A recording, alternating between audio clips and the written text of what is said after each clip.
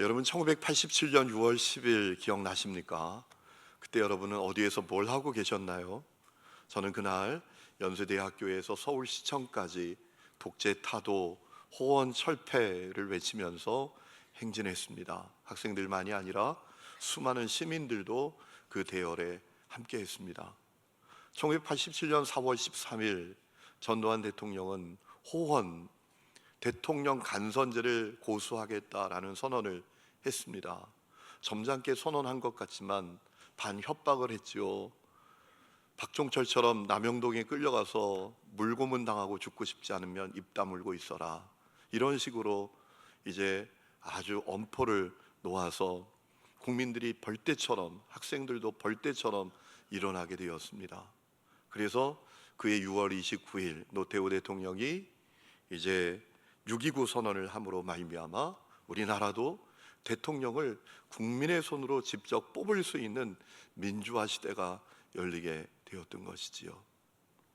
그런데 나이를 먹으면서 그런 마음이 듭니다. 민주화도 참 중요하지만 그만큼 또 중요한 것이 있다라는 거예요. 그건 뭐죠? 나라를 지키는 겁니다. 여러분, 나라 없는 자유가 어디 있습니까? 나라 없는 민주화가 어디 있습니까? 나라가 있어야 자유도 있고 민주화도 있는 거죠. 나라가 없으면 그 백성들은 비참해집니다. 불쌍한 자가 됩니다. 여러분, 임진왜란 한때 유성룡이 기록한 증비록에 이런 내용이 있습니다. 그 무렵 조선의 백성들의 참상은 땅 위에 지옥을 이루었다. 아버지와 아들이 서로 잡아먹고 부부가 서로 잡아먹었고 뼈다귀를 길에 내버렸다. 의병장 조경남이 기록한 난중잡록이란 책에 보면 이런 내용이 나옵니다. 명나라 군사들이 술에 취해 먹은 것을 토하면 줄인 백성들이 달려들어 머리를 틀어박고 빨아먹었다. 힘이 없는 자는 달려들지 못하고 뒷전에서 울었다. 끔찍하죠. 지난 4월 우리나라 진실화해위원회에서 충격적인 발표를 했습니다. 6.25 때 인민군들에 의해서 학살당한 기독교인들의 숫자가 1,700명이 넘는다라는 거예요. 여러분, 우리가 얻은 자유, 이것 그저 얻게 된 게 아닙니다. 우리가 얻은 민주화도 그냥 얻게 된 것이 아니죠. 이 나라는 나라를 위해 희생한 수많은 사람들을 통해서 지켜진 것이지 아니겠습니까?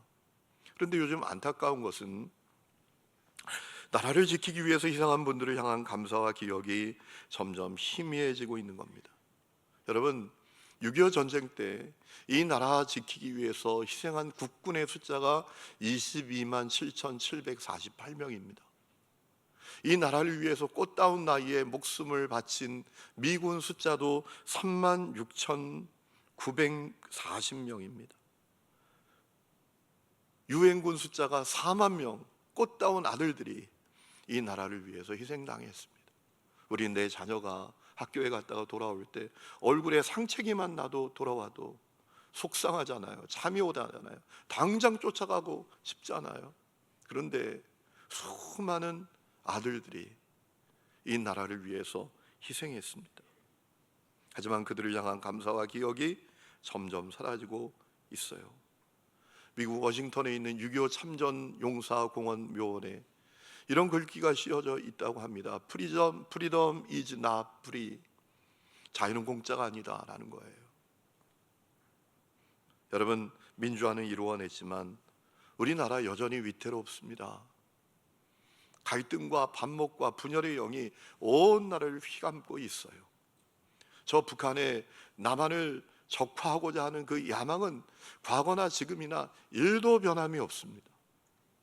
그뿐만 아니라 이제 주변 강대국들, 이 나라에 영향을 끼치고 하는 그 마음은 조금도 변함이 없는 것을 느낍니다. 그렇다면 이때에 우리 그리스도인들은 무엇을 해야 하는 걸까요? 오늘 우리가 읽은 말씀을 통해서 몇 가지를 기억할 수 있는데, 첫 번째는 이 나라의 운명이 하나님께 달려있다라는 사실을 분명히 기억해야 한다는 겁니다. 여러분, 이스라엘이 멸망당하고 바벨론 땅에서 살던 유대인 한 사람이 있었습니다. 그 이름이 느헤미야입니다. 그가 어느 날 자기 조국에 다녀온 형제 하나니라는 사람으로부터 이야기를 듣게 됩니다.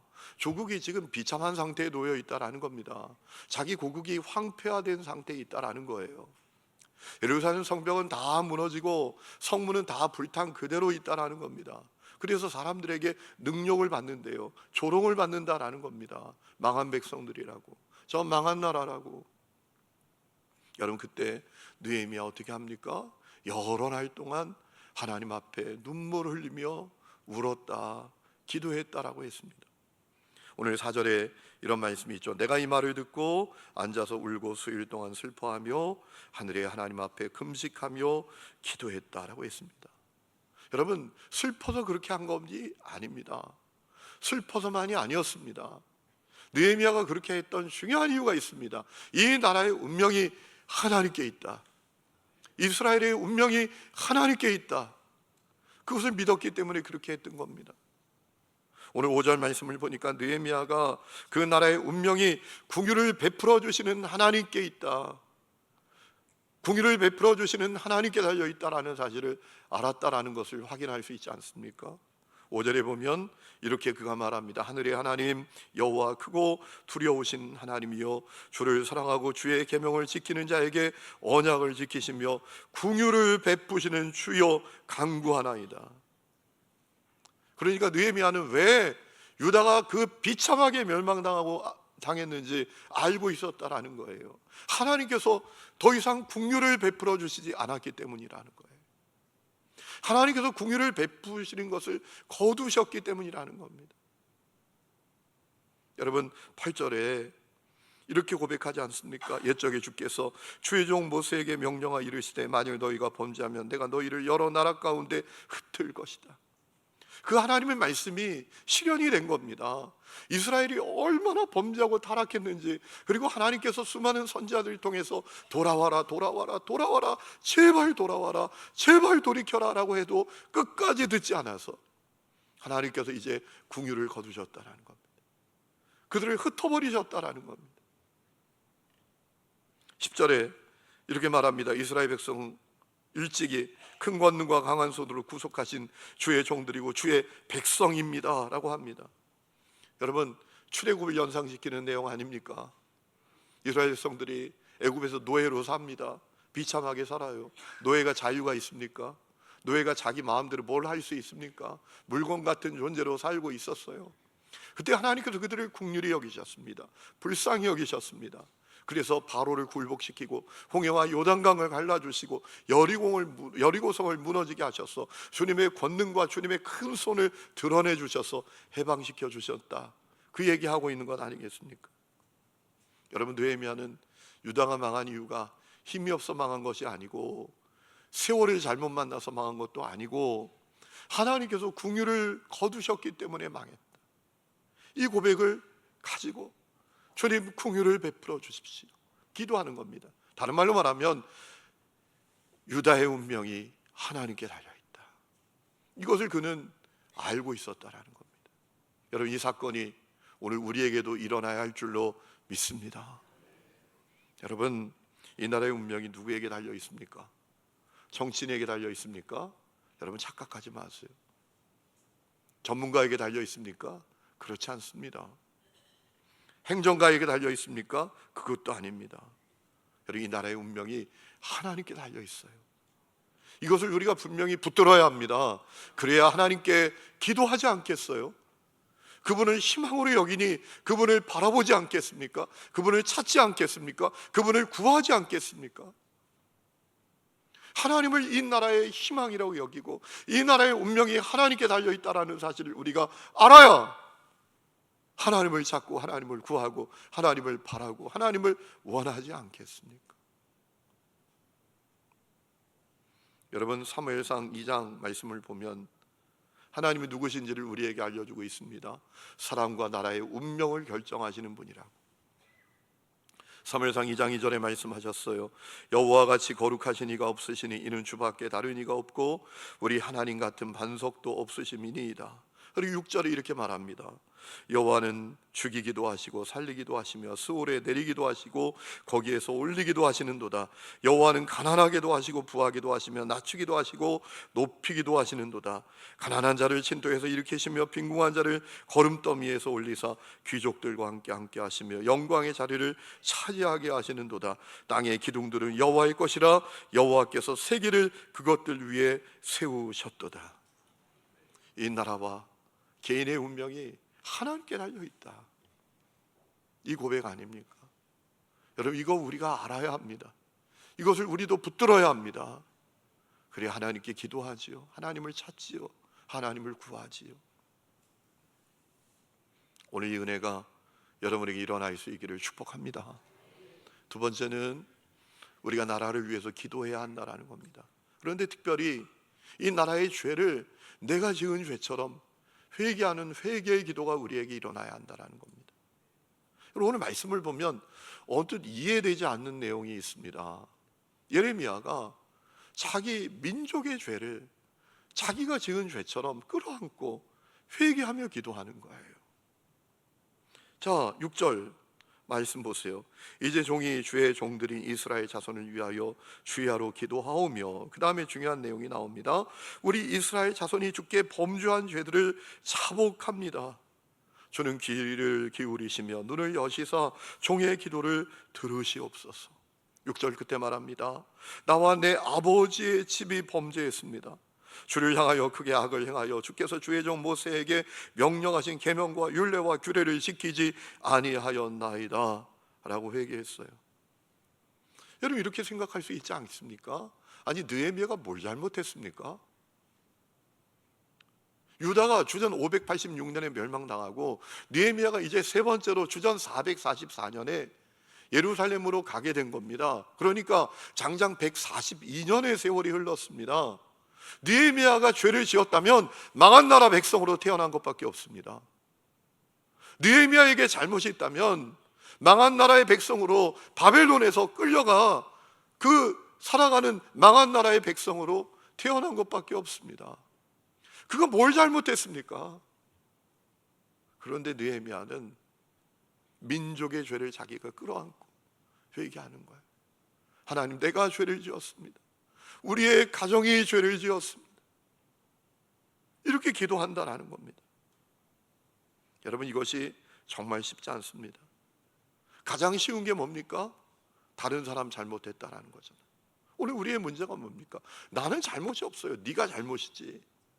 나는 문제가 없어요. 너가 문제지. 그래서 가정도 지옥처럼 변하는 거 아닙니까?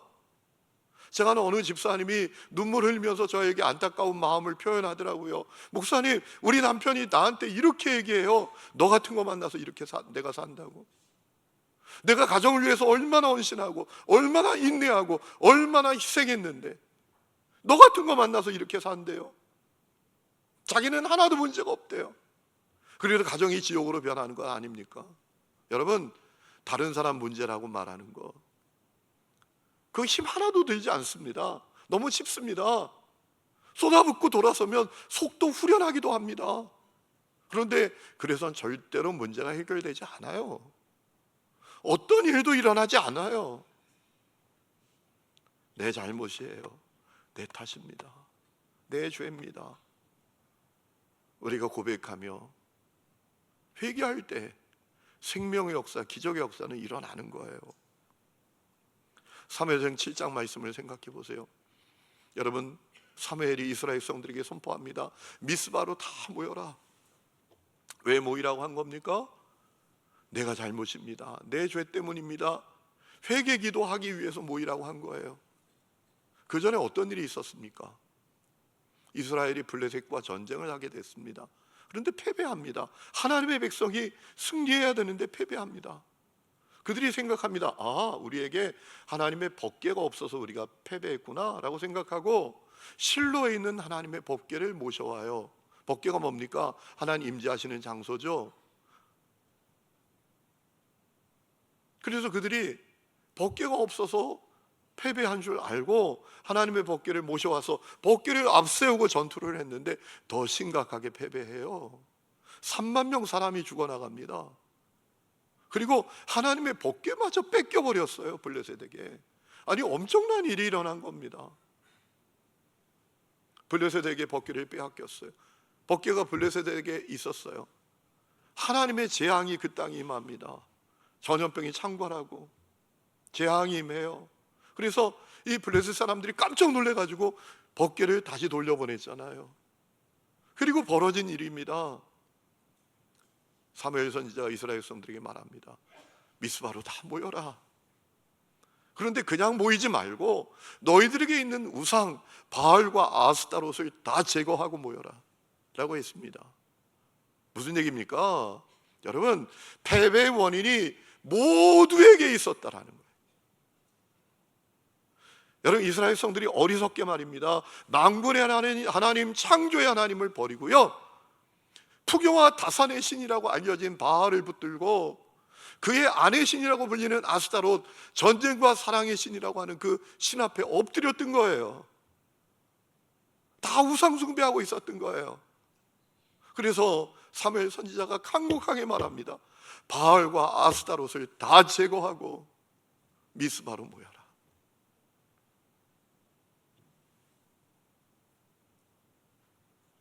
그래서 이스라엘 백성들이 미스바에 모여서 바알과 아스타롯 다 제거하고 모여서 회개하며 기도할 때 어떤 일이 일어납니까? 하나님이 해주시잖아요. 그 틈을 노려서 자, 저들이 한 군데 다 모였대. 야, 이때가 저들을 완전히 공격해서 끝장낼 때야 라고 생각하고 블레셋이 공격해 왔는데 하나님이 다 막아주십니다. 하나님이 그들을 다 패배하게 하셨어요. 그들은 싸워보지도 않고 승리하게 됐어요. 여러분,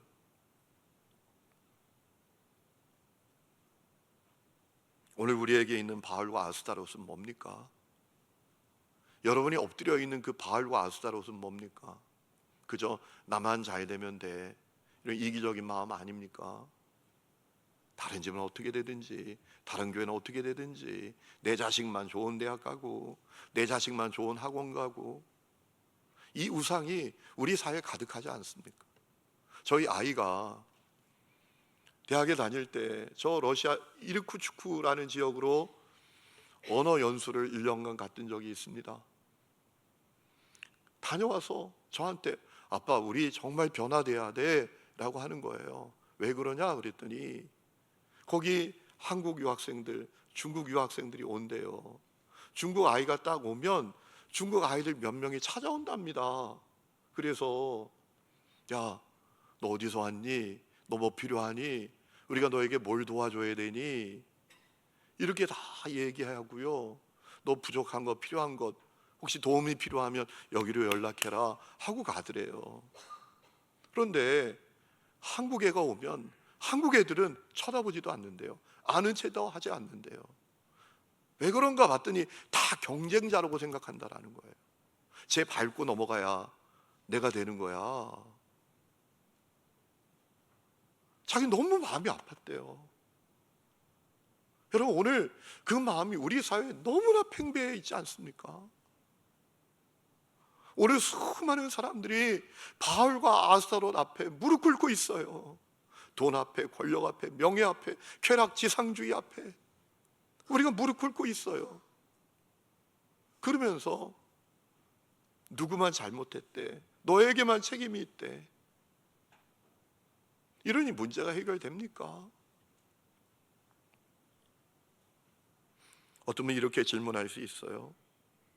에이, 목사님, 나쁜 놈들은 더 나빠지고 악한 놈들은 더 악해지는데 기도만 하고 있으란 말이에요?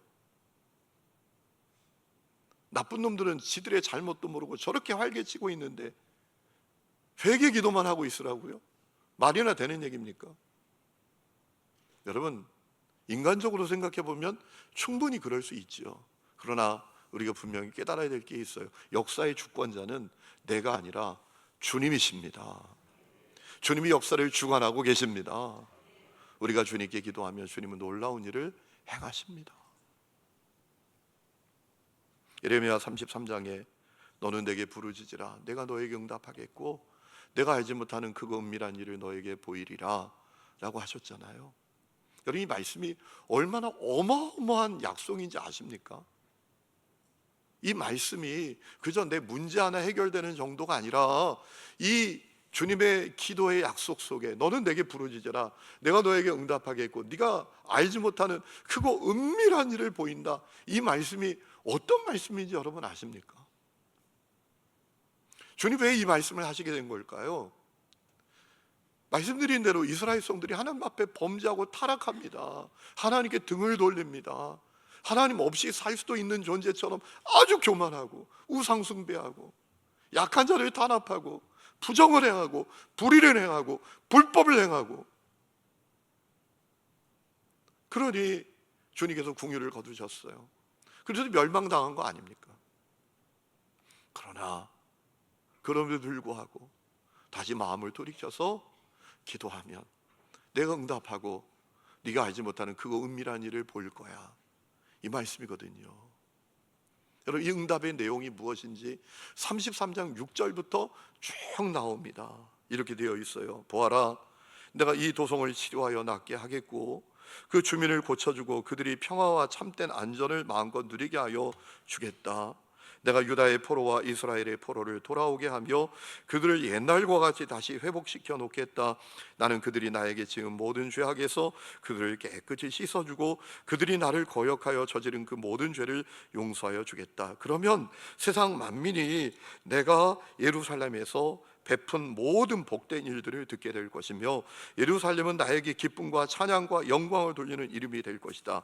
그리고 내가 이 도성에 베풀어 준 모든 복과 복된 일과 평화를 듣고 온 세계가 놀라며 떨 것이다. 나 주가 말한다. 너희들은 이곳이 황폐하여 사람도 없고 짐승도 없다고 말하지만 지금 황무지로 변하여 사람도 없고 주민도 없고 짐승도 없는 유다의 성읍들과 예루살렘의 거리에 또다시 환호하며 기뻐하는 소리와 신랑 신부가 즐거워하는 소리와 감사의 찬양 소리가 들릴 것이다. 주의 성전에서 감사의 제물을 바치는 사람들이 이렇게 찬양할 것이다. 너희는 만군의 주님께 감사하여라. 진실로 주님은 선하시며 진실로 그의 인자하심이 영원히 변함이 없다. 내가 이 땅의 포로들을 돌아오게 하여 다시 옛날과 같이 회복시켜 놓겠다. 나 주의 말이다. 이 말씀, 이것을 실행하시겠다라는 거예요. 여러분, 이 약속 믿고 기도한 사람이 있었어요. 그래, 역사의 주관자는 하나님이시지. 그래서 하나님께 희망을 두고 자기의 죄를 회개하며 민족의 죄를 가슴에 끌어안고 회개하며 기도하는 사람이 있었습니다. 그들을 통하여 어떤 일이 일어납니까? 하루아침에 바벨론이 와르르 무너져요. 그리고 페르시아의 고레스 왕이 선포를 합니다. 고국으로 돌아가고 싶은 사람 다 돌아가라. 여러분, 바벨론에서 포로로 살던 사람들, 아니 유다에 살던 이스라엘 백성들은요, 이거 꿈에도 생각 못했을 거예요. 여러분, 친일 행적을 한 사람 친일파에게 물어봤다는 거 아닙니까? 아니, 나라를 사랑해야 하지 않습니까? 왜 친일했습니까? 그들이 한 대답이 뭔지 아세요? 일본이 망할 것이라고 상상도 못했대요. 그러니까 친일하죠. 일본이 내일 모레 망할 거야 그러면 그들이 친일하겠습니까? 그런데 일본이 어떻게 망해? 일본이 망해? 이건 꿈에도 생각 못하지. 이 마음이 있으니까 다 친일한 거 아니겠습니까? 유다 백성들도 똑같았어요. 바벨론이 망한다고? 절대로 그거 아니야. 바벨론이 어떻게 망해? 그런데 하나님이 하시니까 하루아침에 망합니다. 페르시아에게 멸망당합니다. 그리고 페르시아의 고레스 왕이 해방을 선언하는 거예요. 이것이 역사의 주관자 하나님이 행하시는 역사인 것을 믿으시기 바랍니다.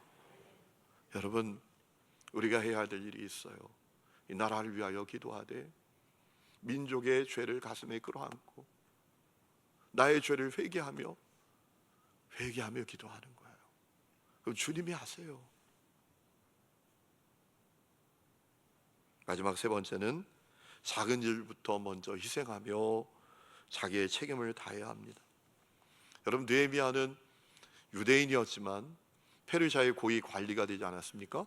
오늘 11절 끝에 보니까 느헤미야는 왕의 술관원이었다라고 했어요. 무슨 얘기죠? 왕을 독살하려고 하지 않습니까? 여러분, 이 권력 쟁투가 얼마나 심각합니까? 그래서 이 느헤미야가 하는 일은 왕이 술을 마시기 전에 먼저 맛보는 거예요. 여러분, 그러니까 왕이 절대 신임하는 거죠. 만일 술관원이 역적들과 반역하는 자들과 쿠데타 일으키는 세력들과 결탁하면 왕은 그냥 죽고 마는 겁니다. 왕의 술관원이었다라는 것은 왕의 절대적인 신임을 받는 자였다라는 겁니다. 그러니까 무슨 얘기죠? 느헤미야는 이 페르시아 제국에서 얼마든지 편안하게 마음껏 누리며 살 수 있는 존재였다라는 겁니다. 그런데 그는 그 모든 것을 내려놔요. 고국을 위해서 고난받기를 선택합니다. 심지어 그는 자기 월급조차 받지 않았다라고 해요. 그래서 어떤 일이 벌어지죠? 유다 민족이 그 느헤미야의 마음에 감동을 받아서 성벽을 재건하는데요, 단 52일 만에 예루살렘 성벽을 재건했어요. 여러분, 저 서울 성곽을 보세요. 저것을 무슨 장비도 없는 때에 52일 만에 끝냈다. 이건 기적이 일어난 겁니다. 여러분, 그렇습니다. 역사를 만드는 것은 희생입니다. 오늘 이 모습이 오늘 우리에게 얼마나 절실합니까? 정치인들을 보세요. 행정가들을 보세요. 다 코스프레 하죠. 애국자 코스프레. 나라를 위하는 것 같죠. 그런데 가만히 보면 다 자기를 위하고 자기 자식을 위하는 거 아닙니까? 그게 오늘의 우리의 현실 아닙니까? 그런데 이 시간에 누구 떠올릴 필요도 없이 오늘 우리는 어떻습니까? 오늘 우리에게 작은 것이라도 희생하는 모습이 있습니까? 책임을 다하는 모습이 있습니까? 어떤 분은 그럴지 몰라요. 목사님, 우리가 무슨 부와 권력이 있다고 희생을 합니까? 여러분, 그렇지 않아요. 우리가 가진 것은 언제나 상대적이에요. 내가 가진 별것 아닌 그것이 말이에요, 어떤 사람에게는 상상조차 못할 것이라는 것 여러분 아십니까? 지난주에 우리 순신방을 갔더니요, 수도원들이 한 20명이 모였어요. 제가 깜짝 놀래가지고, 아유, 우리 같이 교회해도 되겠어요? 교회 우리 같이 교회하죠. 그랬더니 다 좋대요. 그런데 얼마 전에 어느 목사님 만났는데요, 교회를 개척했어요. 교인이 4명이래요. 기도 제목이 있대요. 교인 10명 되는 게 간절한 기도의 제목이래요. 여러분, 우리가 가진 것은 언제나 상대적인 거예요. 내가 볼 때 아무것도 아닌 것, 별것 아닌 것, 내가 볼 때 그렇게 불만이 많고 부족해 보이는 것, 그것이 그 누군가에게는 너무나 절실한 거예요. 상상도 못할 거예요. 여러분, 조지 엘리엇이라는 작가는 이런 얘기를 한 적이 있어요. 세상에서는 대단한 게 아니라 평범하고 일상적인 행위들 속에서 일어난다라는 겁니다. 우리가 그렇게 나쁜 일을 겪지 않을 수 있었던 이유는 드러나지 않지만 작은 희생을 마다않고 산 평범한 사람들 때문이고, 그 다음은 아무도 찾지 않는 무덤에 묻힌 이들 때문이다 라는 거예요. 희생이 역사를 만든다라는 겁니다. 여러분, 오늘 우리에게 희생의 모습이 있나요? 여러분, 기억하셔야 될 게 있어요. 노예는 희생을 못해요. 자유인만이 희생할 수 있습니다. 우리 예수 십자가 복음 믿고 죄와 저주에서 자유케 되었어요.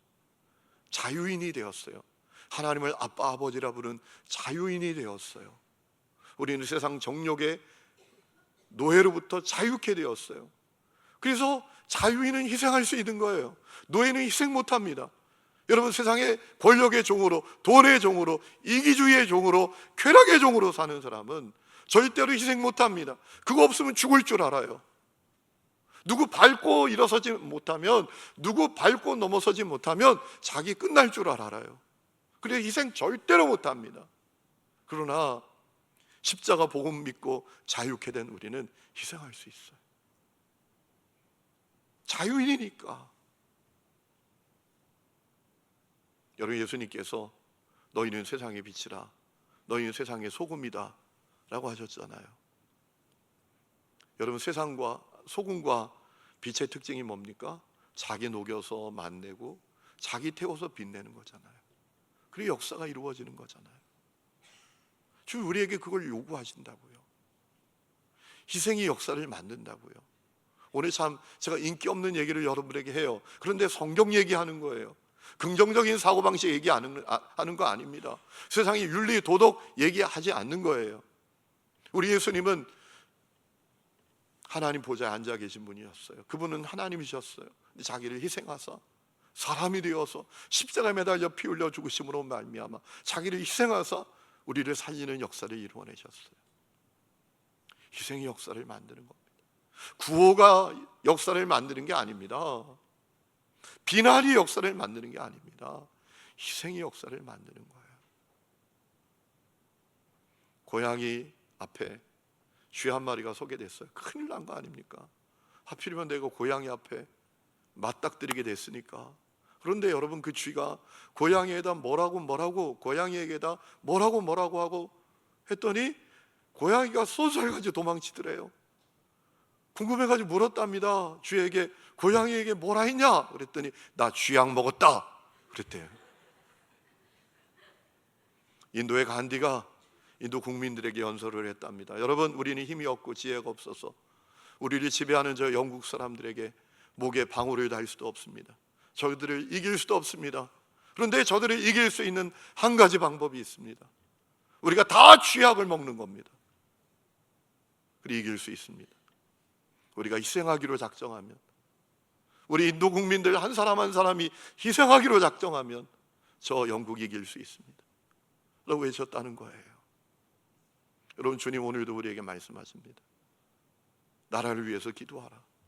작은 일에서부터 너가 먼저 희생하라. 너에게 주어진 책임을 다하라. 여러분, 그러면 하나님이 살리시는 거예요. 하나님이 세우시는 거예요. 역사의 주인공이 되는 우리 하느님교회 성도들이 되시기를 주의 이름으로 축원합니다. 우리 이 시간에 찬양 부르고 기도하는 시간을 갖겠습니다. 민족의 가슴마다 우리 이 찬양, 우리 가사를 생각하면서 찬양하겠습니다.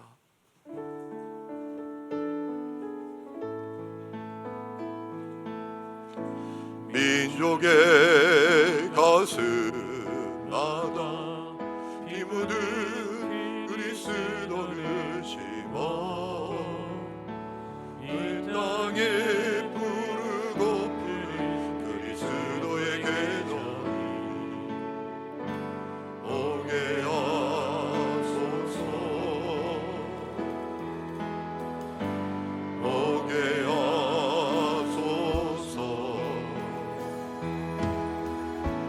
이